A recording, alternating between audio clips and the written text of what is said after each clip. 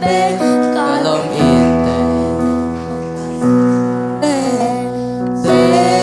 Giêsu ông nu salo Patang so bang hen lung lang kong ayin Ang katapat puan bang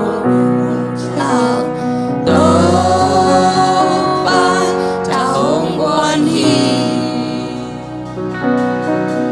In bang long na tago te hong in Na tupat te hong sinsak hong seksak Was o na nong biyahi Bulenin Paul banin ong rong tong asa na lama hong kato Jesu namin hong patoy nagang sumba kagwasin na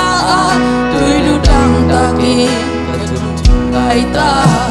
Jing tuy nong don sakit Don ding song kitchen nay solo su kêu